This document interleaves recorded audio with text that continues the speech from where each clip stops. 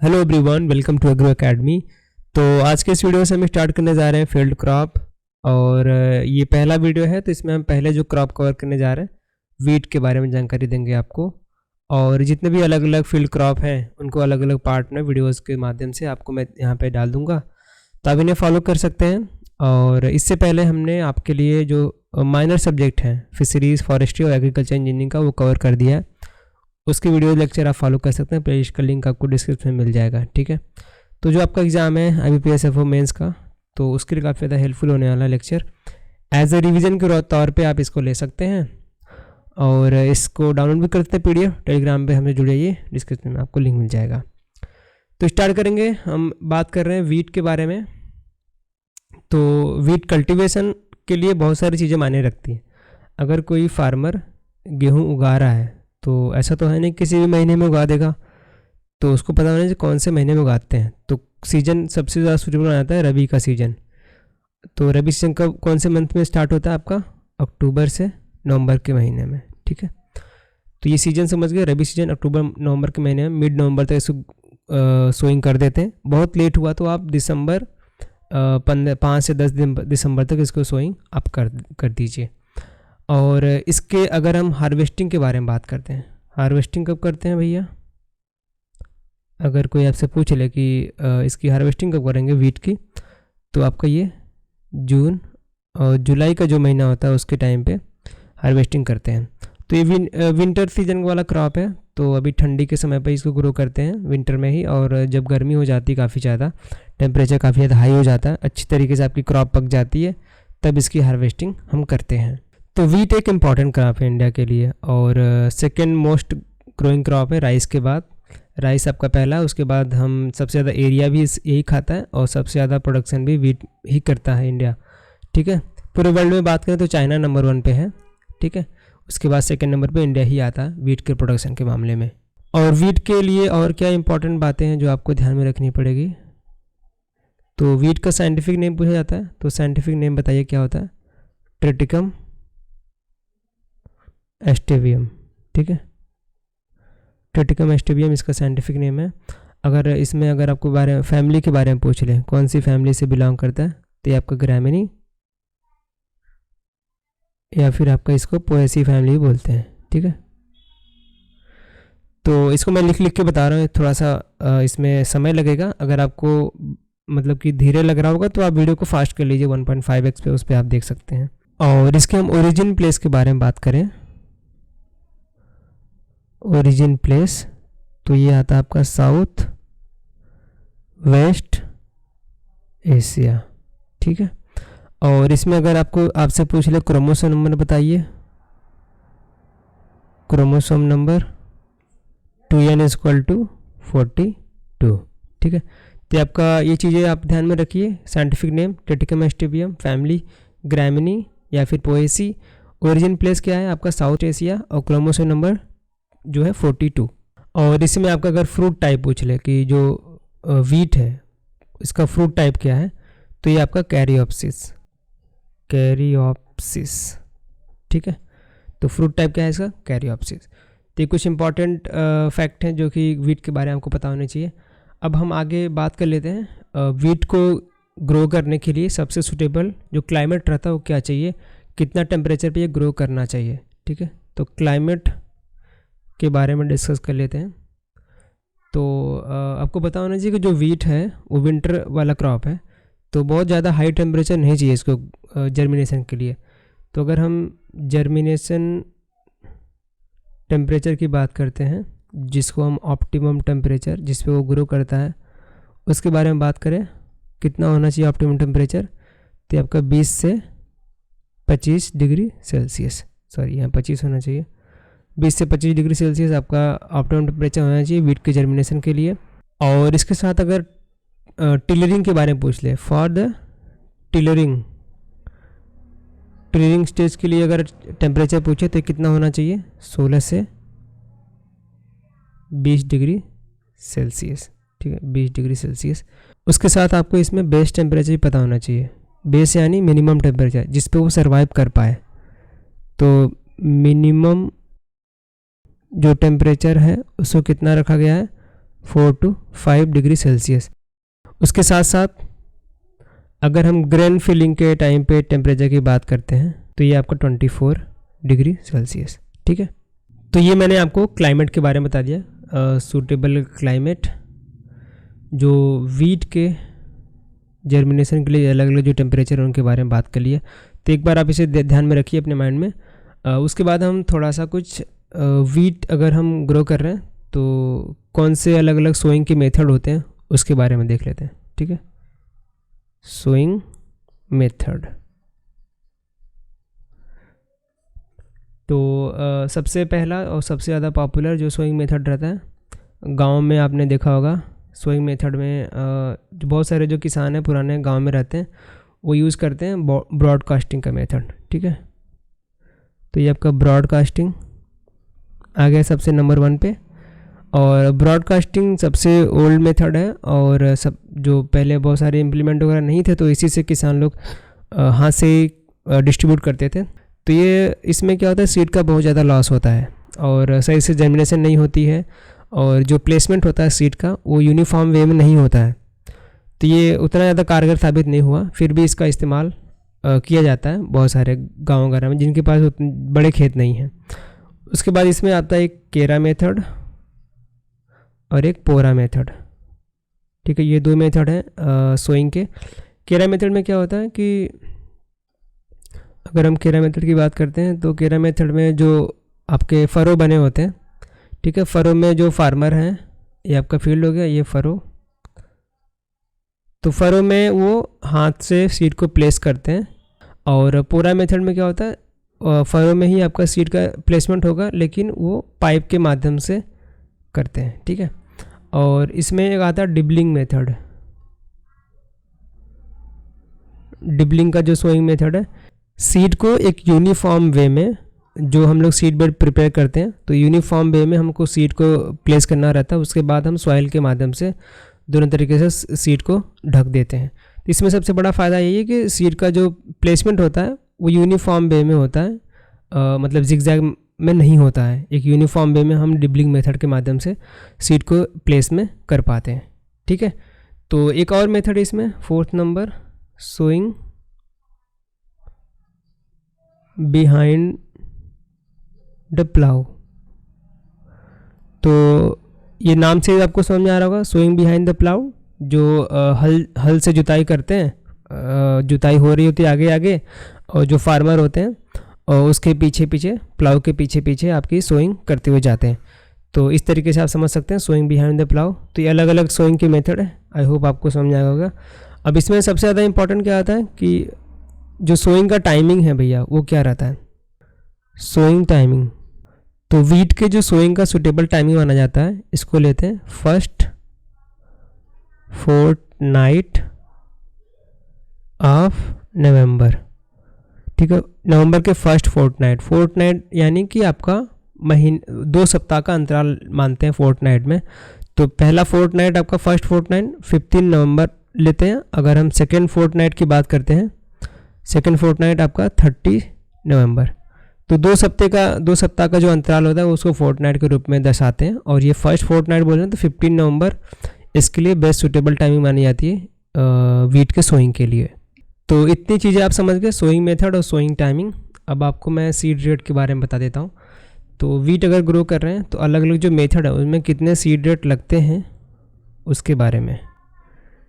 ठीक है, तो सबसे पहला जो हमने देखा था ब्रॉडकास्टिंग का मेथड। तो अगर हम ब्रॉडकास्टिंग के माध्यम से अगर हम सोइंग कर रहे हैं तो इसके लिए सीड रेट कितना चाहिए, तो इसमें सबसे ज़्यादा आपकी सीड की रिक्वायरमेंट होती है। अंदाज से ही हम इसमें सोइंग करते हैं, इसलिए हमें सीड का बहुत पक्का अनुमान नहीं रहता कितना सीड लगेगा। तो हम इसको 150 kg पर हेक्टेयर के रूप में लेके चलते हैं। अगर हम बात करते हैं बोल्ड सीड वैरायटी, जो बोल्ड सीड वैरायटी होती है, ठीक है, जो बोल्ड सीड वैरायटी है आपकी वीट की, अगर इसके लिए सीड रेट देखते हैं तो कितना होता है, 100 से 125 kg पर हेक्टेयर। ठीक है, और उसके साथ साथ अगर आपकी सीड मीडियम साइज़ की है, मीडियम साइज़ का सीड है, तो उस वैरायटी के लिए कितना सीड रेट लगेगा, 75 से 100 kg पर हेक्टेयर, ठीक है। और नॉर्मल जो सीड हम लोग ग्रो करते हैं, अगर हम सिर्फ नॉर्मल की बात करते हैं, नॉर्मल सीड हम के लिए, तो आपका 100 kg पर हेक्टेयर मान के चलिए कि नॉर्मल सीड होगा, तो आराम से इसकी सोइंग 1 हेक्टेयर के लिए सूटेबल मानी जाती है। तो ये आप समझ गए कितना सीड रेट चाहिए। ब्रॉडकास्टिंग के लिए आपका 150 kg पर हेक्टेयर रहता है। बोल्ड सीडेड वैरायटी है तो 100 से 125 kg per hectare. Medium seeded variety है तो 75 से 100 kg पर हेक्टेयर। और नॉर्मल सीड है आपका 100 kg पर हेक्टेयर। कुछ यहाँ पे केमिकल कंपोजिशन के बारे में बात कर लेते हैं।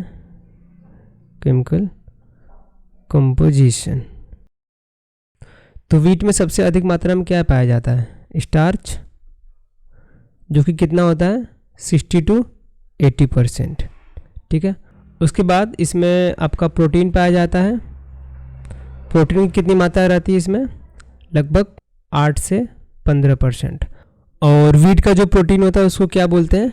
ग्लूटीन, ठीक है। तो ग्लूटीन याद रखना कि वीट के प्रोटीन क्या बोलते हैं? ग्लूटीन, ठीक है। तो ये दो इंपॉर्टेंट है। स्टार्च कितना परसेंट होता है आपका? 60 से 80%। और प्रोटीन लगभग 8 से 15% पाया जाता है वीट में। और ये इसके प्रोटीन को ग्लूटीन नाम से भी जानते हैं। और इसमें साथ साथ आप इसके मॉइस्चर कंटेंट को याद रखिए। तो वीट के लिए आपका सेफ स्टोरेज मॉइस्चर कंटेंट कितना होना चाहिए? मॉइस्चर कंटेंट की जो रेंज है आपकी वो कितनी होनी चाहिए? 10 से 12%, ठीक है। और यहीं पे अगर हम बात करते हैं हार्वेस्टिंग के टाइम पे, जब हार्वेस्टिंग कर रहे होते हैं हम वीट की, तो उस स्टेज पे मॉइस्चर कंटेंट कितना होना चाहिए? 25 से 30%। ये दोनों मॉइस्चर कंटेंट आपको पता होना चाहिए। जब हम वीट को स्टोरेज पे रख रहे हों, स्टोर कर रहे हों, तो ग्रेन में जो आपका मॉइस्चर कंटेंट होना चाहिए वो लगभग 10 से 12% होना चाहिए। और हार्वेस्टिंग के टाइम पे जो मॉइस्चर कंटेंट होना चाहिए वो आपका 25 से 30% होना चाहिए। तो ये 2-3 पॉइंट हैं जो वीट से रिलेटेड हैं, वो काफ़ी इंपॉर्टेंट है, इसके आप ध्यान में रखिए। आगे हम बढ़ते हैं और यहाँ पे हम डिफरेंट जोन के बारे में बात कर लेते हैं कि कौन से जोन में कौन सी वैरायटी ग्रो की जाती है और कितना परसेंटेज ऑफ एरिया में ग्रो किया था, कितना वहाँ से हम लोग वीट को उगाते हैं। तो अपने कंट्री में बात करें तो इंडिया में वीट को ग्रो करने के लिए तो अलग अलग आपके 6 जोन बनाए गए हैं। तो इसमें हम सबसे पहला बात कर लेते हैं जो है आपका नॉर्थ हिल जोन। तो नॉर्थ हिल जोन में लगभग हमारे कंट्री का 40% जो एरिया है यहाँ पे कवर हो जाता है। और ये जो जोन है आपका लगभग 37% वीट की जो खपत है ये पूरा करता है। वीट की प्रोडक्शन लगभग इतना ये करता है, ठीक है। ये 2 पॉइंट है। 40% एरिया लगभग ये कवर करता है ये जोन, और 37% वीट की जो प्रोडक्शन है उसको पूरा फुलफिल करता है।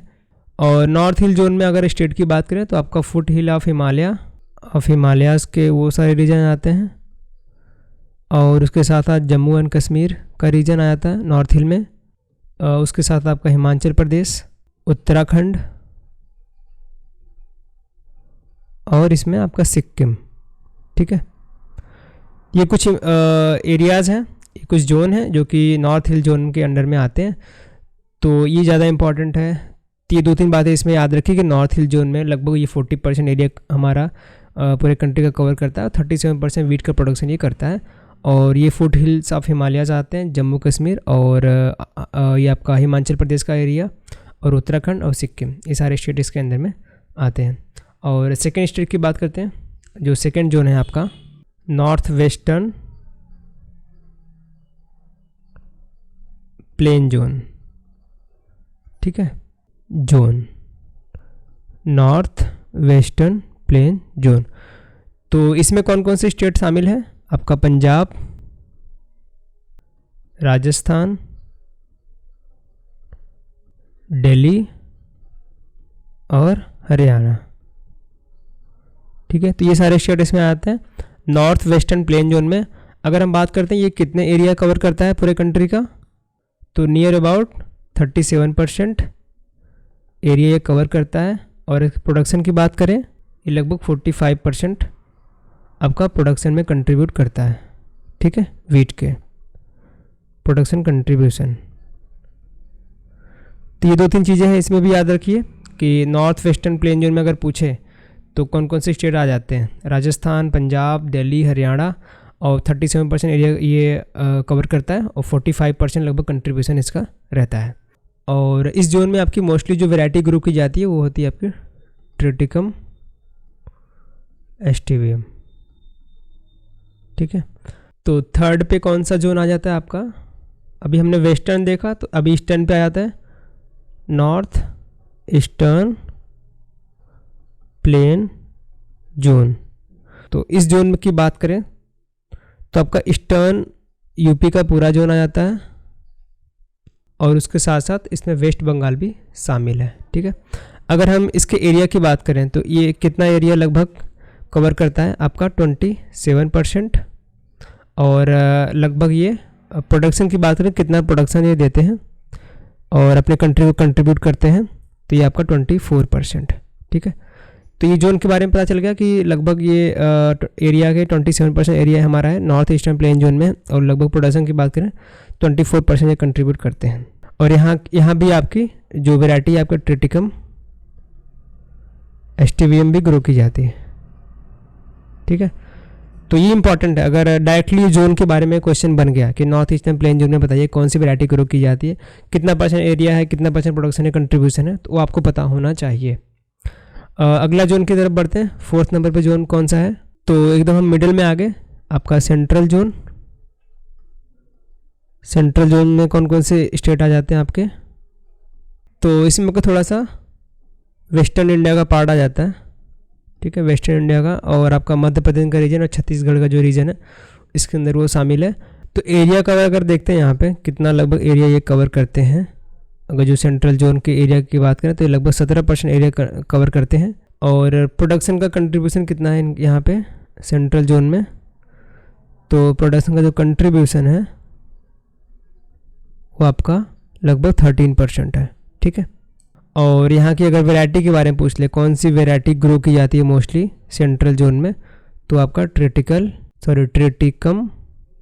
ड्यूरम। ठीक है, तो ये वाली वैरायटी यहाँ पे ग्रो की जाती है सेंट्रल जोन के लिए। ये बातें थी। अगली जोन की तरफ बढ़ते हैं, जोन नंबर 5 जो है आपका पेनिसुलर जोन। इसमें आपके डेक्कन प्लेटू और कर्नाटका का जो रीजन है, कर्नाटका का रीजन, उसके साथ साथ वेस्टर्न घाट, ये सारे इसमें शामिल रहते हैं। यहाँ का जो एरिया लगभग हमारा 6% ये एरिया के ऊपर यहाँ पे ग्रो की जाती है वीट्स, और इनका जो कंट्रीब्यूशन है वो लगभग 2.5% रहता है प्रोडक्शन का कंट्रीब्यूशन। ठीक है, तो पेनिसुलर के बाद आपका 6th नंबर पर जो आखिरी जोन आता है साउथर्न हिल जोन। ठीक है, एकदम साउथ में पहुंच गए केरला साइड में, तो आपका जो तमिलनाडु और केरला का जो रीजन है साउथर्न हिल जोन के अंदर में आता है। तो साउथर्न हिल जोन में बहुत ही कम वीट की खेती की जाती है, मतलब कि वही 2-3% एरियाज़ में है, और इनका भी कंट्रीब्यूशन ना के बराबर रहता है प्रोडक्शन में। तो अगर हम वैरायटी की बात करें तो कौन सी वैरायटी यहाँ पे अगर जो ग्रो करते हैं वो आपका है ट्रिटिकम ड्यूरम। ठीक है, तो ये वैरायटी यहाँ पे ग्रो करते हैं साउथर्न हिल जोन में। तो यहाँ तक आपने समझ लिया कि जो भी अलग अलग 6 जोन है कितना कंट्रीब्यूशन है, कितने एरिया में वो खेती होती है वहाँ पे, और कितना वहाँ का प्रोडक्शन कंट्रीब्यूशन रहता है। तो अभी हम जो अलग अलग जो वैरायटी के बारे में देख रहे थे उन्हीं के बारे में बात कर लेते हैं। तो हमने अभी कौन कौन सी वैरायटी के बारे में बात किया, तो सबसे पहला हमने देखा था जो ट्रिटिकम एस्टिवियम, तो इसको क्या बोलते हैं आपका कॉमन ब्रेड व्हीट। ठीक है, जो हम लोग रोटी बना के खाते हैं घरों में, तो यही है आपका ट्रिटिकम एस्टिवियम। इसको और हम मैक्सिकन व्हीट भी बोलते हैं, मैक्सिकन व्हीट। ये तो इंडिया में सबसे ज़्यादा ग्रो होती है। अगर पूछे कौन सी वैरायटी सबसे ज़्यादा ग्रो होती है इंडिया में, तो यही वैरायटी है, कॉमन ब्रेड भी बोलते हैं और इसको मैक्सिकन व्हीट भी बोलते हैं। और ये हमारे कंट्री का लगभग 87% एरिया में ग्रो होता है। ठीक है, एरिया में इसका प्रोडक्शन होता है। और ये जो वैरायटी आपकी ट्रिटिकम एस्टिवियम अभी की नहीं है, बहुत ही पुरानी है, ग्रीन रिवोल्यूशन के टाइम पे। और इस वैरायटी को ग्रीन रिवोल्यूशन का रिस्पॉन्सिबल भी माना जाता है। जो हमारी कंट्री में ग्रीन रिवोल्यूशन स्टार्ट हुआ था, रिवोल्यूशन 1967 में, तो उसके सबसे ज़्यादा रिस्पॉन्सिबल वैरायटी यही मानी गई थी, ट्रिटिकम एस्टिवियम। ठीक है, तो उसी में हम दूसरी वैरायटी देख लेते हैं। अभी हम जो बात करते आ रहे थे ट्रिटिकम ड्यूरम। ठीक है, तो ये जो वैरायटी है आपने देखा होगा, तो जो आपका साउथर्न पार्ट है और सेंट्रल रीजन है वहाँ पे मैक्सिमम ग्रो की जाती है। तो ये लगभग आपका जो एरिया है 12% ऑक्यूपाई करती है। और इस वैरायटी का सबसे बड़ा जो यूज होता है वो सूजी बनाने में काम आती है ये वैरायटी, सूजी और सेवइयाँ। ठीक है, सूजी और सेवइयाँ बनाने में काफ़ी ज़्यादा इस्तेमाल किया जाता है ट्रिटिकम ड्यूरम का। तो ये दो फैक्ट है ट्रिटिकम ड्यूरम के बारे में, इसे आप याद रखिए। थर्ड वैरायटी देख लेते हैं, जो है आपका ट्रिटिकम डेकोकम। ठीक है, तो इसका जो एरिया है प्रोडक्शन का बहुत ही कम है, अबाउट 1% ये ग्रो होती है पूरे इंडिया में। और इसका सबसे ज़्यादा इस्तेमाल किया जाता है जो आपका साउथ इंडियन डिश होता है उसको बनाने में, उपमा। ठीक है, उपमा बनाने में सबसे ज़्यादा इस्तेमाल किया था इस वैरायटी का। एरिया की बात करें तो आपका तमिलनाडु का एरिया हो जाता है, इसमें महाराष्ट्र भी कुछ % में ग्रो होते हैं, आंध्र प्रदेश और कर्नाटका के कुछ रीजन में ये वैरायटी ग्रो की जाती है। तो ट्रिटिकम डेकोकम जो है 1% एरिया कवर करता है और ये सारे स्टेट हैं यहाँ पे थोड़े थोड़े पार्ट में ग्रो होती है। और लगभग जो आपका उपमा है साउथ इंडियन डिश उसको बनाने में काफ़ी ज़्यादा इस्तेमाल की जाती है। तो ये 3 वैरायटी के बारे में मैंने आपको बता दिया। तो अब मैं थोड़ा सा आपको बताता हूँ कि जो वीट के लिए अलग अलग क्रिटिकल स्टेजेस होते हैं उनके बारे में। तो 2 काफ़ी क्रिटिकल स्टेज हैं। सबसे पहला जो क्रिटिकल स्टेज माना था आपका CRI, क्राउन रूट इनिशिएशन। तो ये जो स्टेज माना था फर्स्ट सबसे ज़्यादा क्रिटिकल स्टेज, जो कि 21 डेज़ पे आता है। सोइंग के 21 डेज़ के बाद ये स्टेज आती है। तो इस पे आपको वाटर इरिगेशन देना बहुत ज़्यादा महत्वपूर्ण बन जाता है। तो ये याद रखिए कि जो सबसे पहला जो स्टेज है आपका क्राउन रूट इनिशिएशन जो स्टेज है, मोस्ट क्रिटिकल स्टेज माना जाता है वीट में। अगर सेकेंड मोस्ट पूछे तो आपका फ्लावरिंग स्टेज होता है। ठीक है, तो फ्लावरिंग स्टेज जो होता है वो आपका सेकेंड मोस्ट क्रिटिकल स्टेज माना जाता है। ठीक है, तो ये आपका फर्स्ट हो गया, फर्स्ट मोस्ट क्रिटिकल, और ये आपका second most critical stage for irrigation. ठीक है, तो इतने सारे कॉन्सेप्ट हो गए और कुछ फैक्ट हैं जो कि मैं आपको टेस्ट में दे दूंगा। उसके साथ समझ लेते हैं कि जो आपके एसोसिएटेड वीड हैं वीट के, उसके बारे में। तो सबसे पहला आपका फेलोरिस माइनर, ठीक है, और दूसरा है आपका अवेना फतुआ, और थर्ड में आपका चिनोपोडियम एल्बम,